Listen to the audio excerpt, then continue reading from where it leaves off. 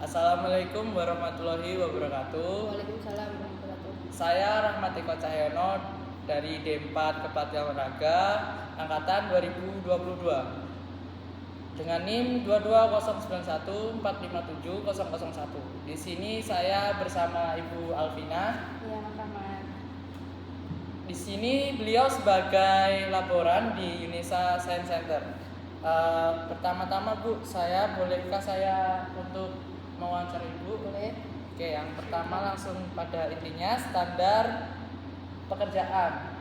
Yang pertama, apa tugas Anda sebagai laboran di Unesa Science Center? Oke, tugas saya sebagai tenaga laboran di Unesa Science Center ini yang pertama mendata seluruh alat yang ada di Unesa Science Center. Nah, di sini ada 5 tempat. Yang pertama di lab anti doping ini sendiri, yang kedua ada di SFC, di gym, yang ketiga ada di kolam renang, yang keempat ada di golf, yang kelima ada di ULABK.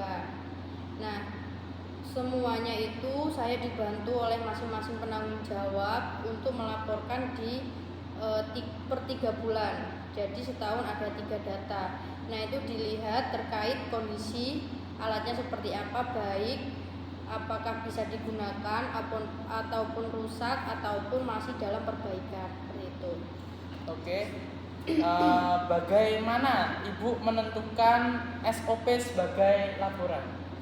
Kalau SOP sebagai tenaga laboran ini, yang pertama harus mengetahui peraturan dulu dari kampus, kebijakannya seperti apa terkait tenaga laboran. Nah, yang kedua itu terkait keselamatan kerja sebagai laboran itu seperti apa, keamanannya saat melakukan praktek dan saat melayani menggunakan alat itu seperti apa, nanti ditentukan dari keselamatan kerja tenaga laboran itu sendiri. Nah, terus ada kegiatannya seperti apa tenaga laboran itu. Kalau sesering mungkin kan juga alatnya juga harus maintenance juga. Nanti juga berpengaruh terhadap mahasiswa, pengguna ataupun dosen, seperti itu. Harus ada keselamatan dan dari SOP itu sendiri. Oke. Untuk pertanyaan kedua tentang kualitas akademi. Sertifikat atau pendidikan apa yang dibutuhkan untuk menjadi tenaga laboran seperti itu? Kalau kualifikasi pendidikan untuk menjadi tenaga laboran itu bisa D4 ataupun S1. Yang pertama bisa kepelatihan olahraga. Nah, olahraga itu pun juga diajarkan bagaimana menggunakan alat. Seperti apa SOP-nya penggunaan alat, kan biasa di perkuliahan sudah dikasih tahu, semisal penggunaan treadmill itu seperti apa. Nah, lalu bisa pendidikan olahraga, yang penting terkait olahraga. Ini kan membahas terkait tenaga laboran yang dalam dunia olahraga. Kepelatihan bisa, pendidikan kepelatihan olahraga bisa, PJKN bisa, IKO juga bisa. Oke. Bagaimana Anda menjaga profesionalisme dan etika saat bekerja? Untuk menjaga profesionalisme, yang pertama harus disiplin waktu. Yang kedua harus bertanggung jawab atas amanah yang diberikan. Lalu yang ketiga harus bisa komunikasi. Karena apa? Komunikasi itu penting dalam dunia kerja, apapun profesinya, apapun pekerjaannya. Karena apa? Kalau ada masalah, kalau ada problem dari kecil maupun besar, itu wajib dilaporkan ke pimpinan, ke rekan kerja ataupun ke junior. Jadi kita harus musyawarah. Dari komunikasi itu bisa menjadi kerjanya lebih transparansi. Jadi semua tahu problem yang kita lakukan. Oke.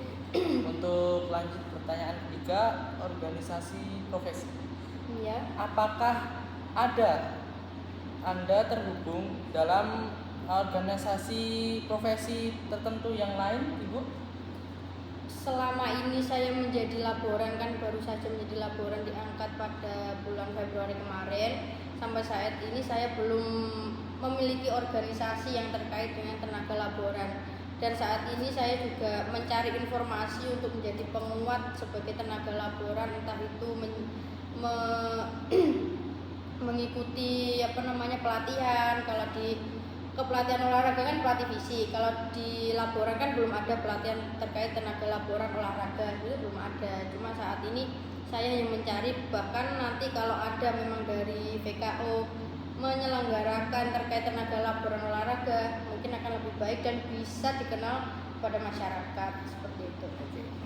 Bagaimana organisasi profesi mendukung perkembangan karir? Mungkin pendapat Ibu tentang organisasi tersebut? Nah, kalau ingin tenaga laboran ini bisa meningkat karirnya, bisa ditingkatkan terlebih dahulu. Misal saya sendiri meningkatkan kompetensi diri. Nah, dari kompetensi sendiri ini saya juga perlu pengakuan. Pengakuannya apa? Harus mengikuti pelatihan-pelatihan, harus ada sertifikasinya. Ya. Nah, sertifikasi itu untuk mengakui kompetensi diri saya sendiri sebagai laboran, seperti itu. Harus itu. Lalu ada lagi terkait publikasi kegiatan. Nah, di Unesa Science Center ini, di gedung lab anti doping ini sering kali ada beberapa penelitian dosen-dosen, terus ada juga tes dari atlet nasional, atlet provinsi, kan juga banyak yang ada di sini. Nah, itu sebaiknya harus dipublikasi. Karena apa? Oh, ternyata di lab anti doping ini ada laboran dan juga ada beberapa tenaga laboran yang berkompeten di situ dan bisa membantu para atlet, para pelatih untuk tes itu tadi. Jadi harus dipublikasi. Baik. Gitu. Untuk pertanyaan keempat tentang kode etik profesi, nilai atau prinsip etika apa yang paling penting bagi seorang laboran? Etika yang paling penting adalah kejujuran. Dari hal apapun yang dilakukan harus jujur kepada pimpinan terutama. Lalu yang kedua ada tanggung jawab atau amanah tadi yang diberikan, harus tanggung jawab. Pekerjaan apapun yang diberikan harus dipertanggungjawabkan dan diselesaikan. Semisal tidak bisa menyelesaikan, ya transparan saja, komunikasikan, Bapak saya tidak bisa melakukan, Bapak saya tidak bisa gini, bisa gitu, seperti itu. Jadi komunikasi pada saat kerja apapun profesinya itu komunikasi itu tadi yang lebih penting. Apapun yang dilakukan komunikasikan, apapun yang perbuat komunikasikan, ada masalah dikomunikasikan, seperti itu. Jadi komunikasi lebih penting. Saya. Pertanyaan kedua, apa tindakan yang Anda ambil jika terjadi perselisihan antar rekan kerja atau dengan jabatan yang lain? Nah, seringkali kita bekerja itu tidak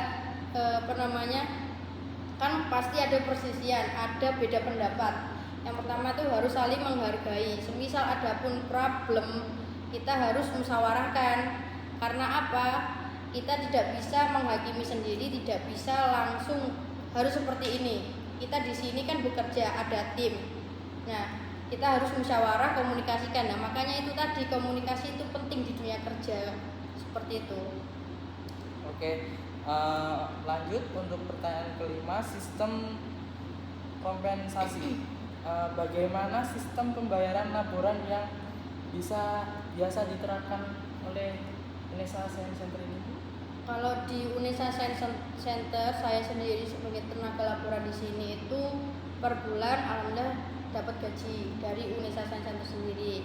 Kalau karena kan saya SK-nya Unesa, maka dari itu saya digaji oleh Unesa Science Center. SK-nya SK USI, yang gaji juga USI, seperti itu. Kalaupun ada tambahan fee itu paling nanti membantu dalam ngetes, seperti itu, dari penelitian biasanya diganti tambahan gitu. Faktor apa yang mempengaruhi besarnya tarif seorang laboran? Seperti itu. Faktor apa? Yang pertama itu pendidikan. D4 atau S1 itu bisa mempengaruhi juga. Lalu yang kedua yang gak kalah penting, pengalaman kerja. Nah, pengalaman kerja itu sangat penting. Karena apa? Kamu kalau berpikiran saya di sini kok nggak dibayar, saya di sini kok gitu, saya di sini kok nggak dibayar, intinya berpikiran duit, tapi tidak berpikiran saya harus mencari pengalaman. Nah, itu nanti kamu akan tersingkirkan sendiri. Karena apa? Mahasiswa itu harusnya bukan boleh cari duit, tapi pengalaman lebih penting daripada duit. Kalau pengalaman lebih banyak, kamu lama-kelamaan akan ditarik sendiri. Seperti itu. Baik, untuk selanjutnya pengakuan dari masyarakat atau klien. Bagaimana pandangan klien terhadap profesi laboran? Kalau penilaian dari beberapa yang meminjam alat, yang meminjam kelas saat ini masih positif. Karena apa? Saya di sini juga menjadi tenaga laboran harus memiliki administrasi yang harus mereka penuhi terkait peminjaman kelas itu tadi, peminjaman alat. Ada beberapa yang tidak, kok ngisi kayak gini, kok ngisi kayak gitu, kok ruwet ya. Tapi kan saya juga sendiri harus tertib administrasi karena nanti juga ada pelaporan terkait penggunaan. Jadi selama ini saya kuatkan mereka, saya jelaskan mereka kenapa prosedurnya kayak gini. Yaitu tadi, karena administrasi penggunaan alat itu sangat diperlukan dan bisa mengontrol kegiatan ataupun peminjaman alat seperti itu. Dan mereka pun juga menerima seperti itu. Oke, untuk yang terakhir Bu, kesan dan pesan selama Ibu bekerja sebagai laboran ini. Selama ini kesan saya sebagai tenaga laboran itu, yang pertama saya lebih teliti dalam mendata alat kecil aja juga harus ditata, kondisinya itu seperti apa, jumlahnya seperti apa, itu harus teliti banget. Maka dari itu saya kalau memang mendata alat itu waduh sangat-sangat ini banget, teliti banget. Dan juga biasa dibantu sama teman-teman juga di sini. Karena apa? Sangat banyaknya alat. Karena saya juga nggak bisa bekerja sendiri, harus bekerja secara tim itu. Lalu juga ada disiplin, lalu juga ada dedikasi tinggi. Karena apa? Saya di sini juga diamanahi dan dipercaya dengan pimpinan sini. Nah, untuk dipercaya, karena saya sendiri juga membangun kepercayaan kepada orang lain itu juga tidak mudah. Maka dari kepercayaan itu saya harus mempertahankan. Karena itu tadi, kepercayaan di orang lain untuk kita sendiri itu sangat sulit untuk membangun kepercayaan di orang lain untuk kita. Maka dari itu saya harus membangun dengan tanggung jawab itu sendiri, disiplin seperti itu. Nah, untuk teman-teman mahasiswa, terus belajar apapun yang kamu lakukan, apapun yang tugas diberikan oleh dosen, terima saja. Semisal kamu belum